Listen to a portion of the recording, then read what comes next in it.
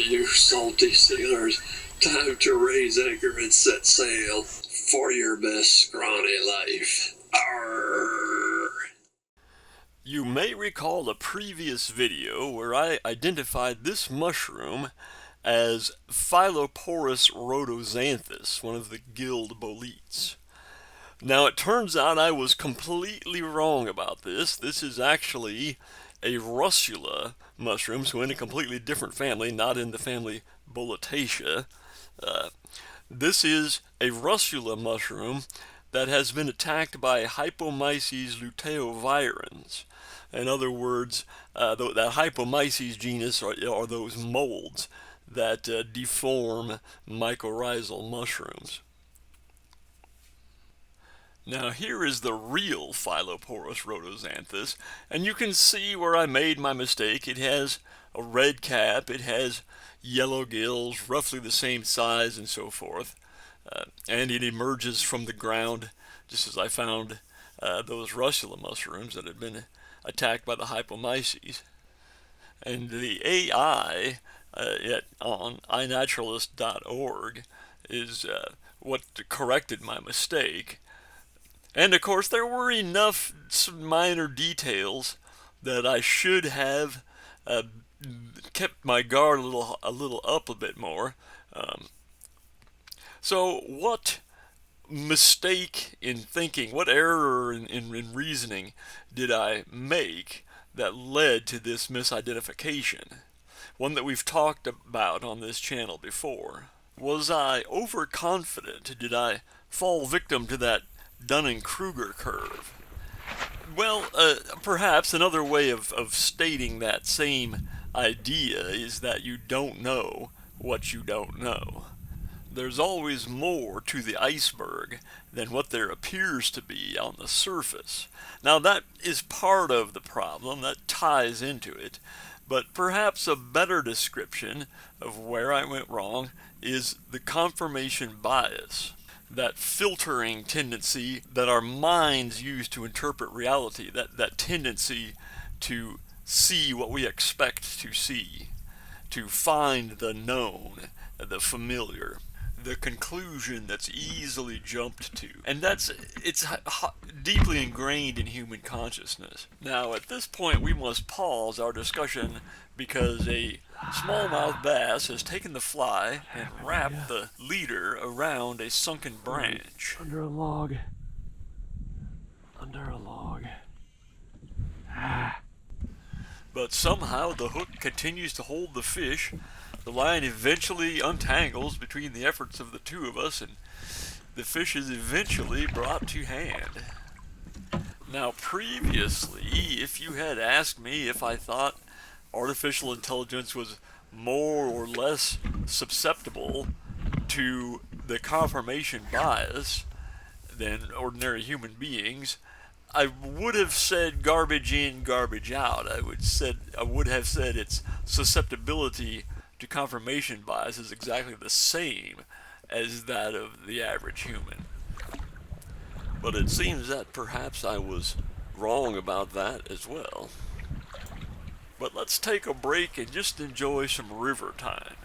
The sparkling sunshine, the rippling water, a little river time certainly will be therapeutic for the human psyche.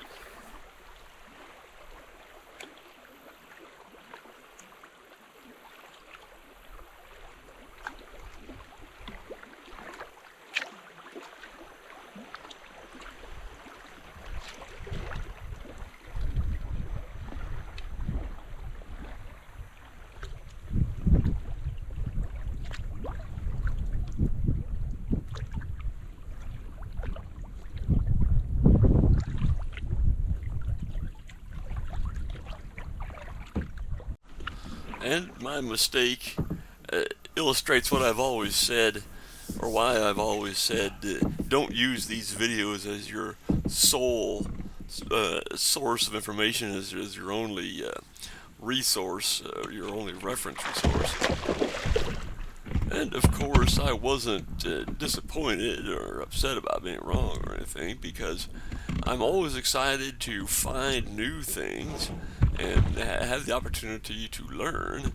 And this was the first sighting, or the first posting of that species from Iowa on iNaturalist.org. In other words, no other Iowans have found that before. So quite a rare find. It seems rather rare in the Midwest in general, more common along the East Coast. So quite an interesting situation. And the Hypomyces genus is a large genus with a lot of different species in it.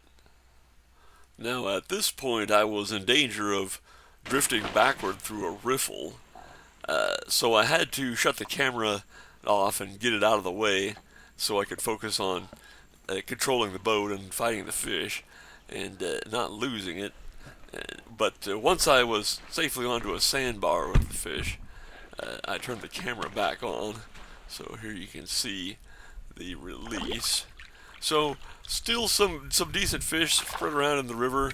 The drought years did have an impact, but I would say that populations are recovering. Now there are rocky riffles, there are bend pools, and then there are shallow sandy runs. And usually there's not much in these shallow sandy runs. The current is stronger and there's nothing really to break the current. But occasionally you will find a rocky trough that runs alongside to one side of the sand, or there's some minor current break. It's not a major bend pool. It's just a boulder or some little thing that creates an off-current pocket. But when the water level is a little bit high, that pocket water can hold some surprisingly large fish. In fact, I had seen a large channel catfish in that pocket water in a little rocky chute that ran alongside the sand in this run. Now it had seen me and probably spooked off by the time I got out of the kayak, but these are areas you don't want to ignore when the river level is high. Now, as I've mentioned many times before, the recovery rate or the ultimate size that predatory fish such as smallmouth bass and walleye and northern pike can reach in these northern rivers is determined by the population of native suckers. When a fish reaches a certain size, moving its larger body around requires more energy. Chasing around to catch little minnows and so forth requires more energy than eating those minnows provides. So the largest members of these species of smallmouth bass and northern pike and walleye and so forth do not chase around minnows. They become ambush predators, waiting for a larger meal, which is where the native suckers come into play. So hopefully, and it appears to be the case, and hopefully the native sucker population will recover faster than the common carp population.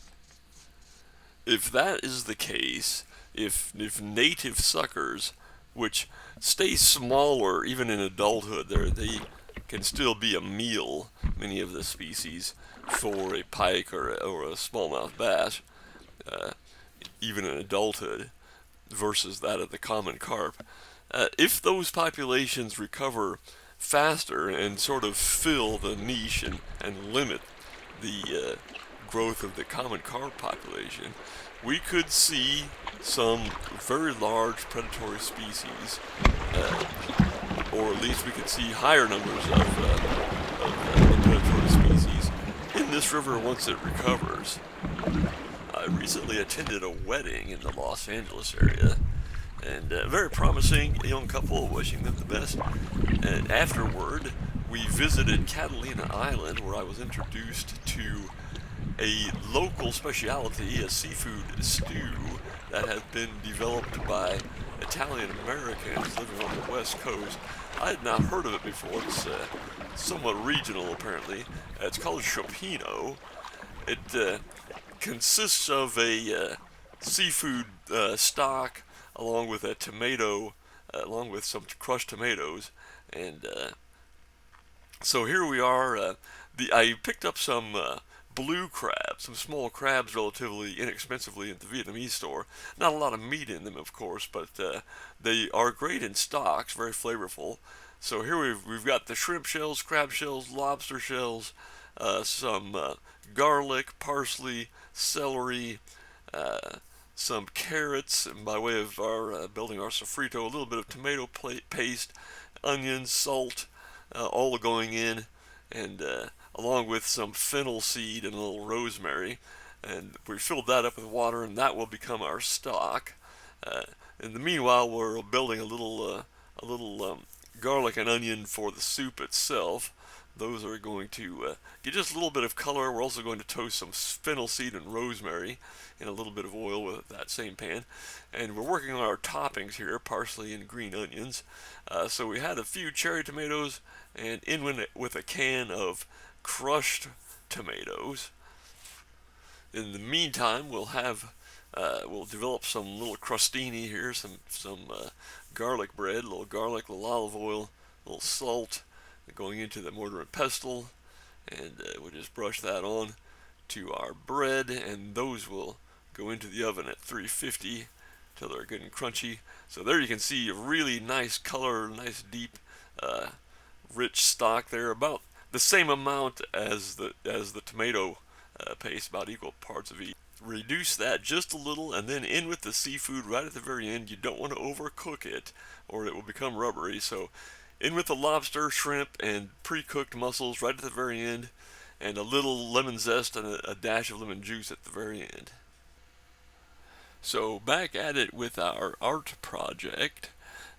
I'm kind of shooting for the retro look, so we've made heavy use of the font brush script, which I don't know how easy that will be to actually stencil in place. We'll see.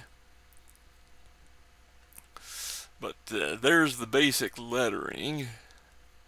And they used to just kind of slap these random shapes behind everything, and so we're going to kind of go for that look here.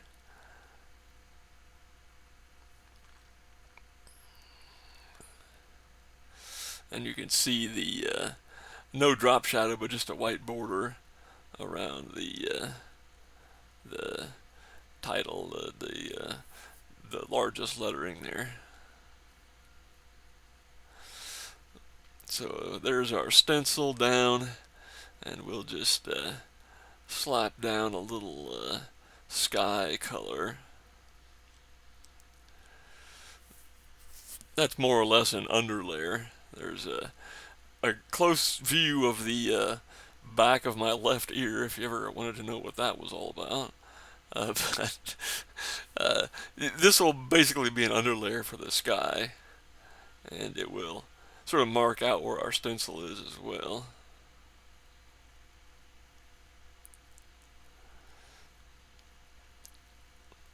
And we'll kind of taper that off, and then on the bottom we'll put some sky color into the water, some reflected color of the sky.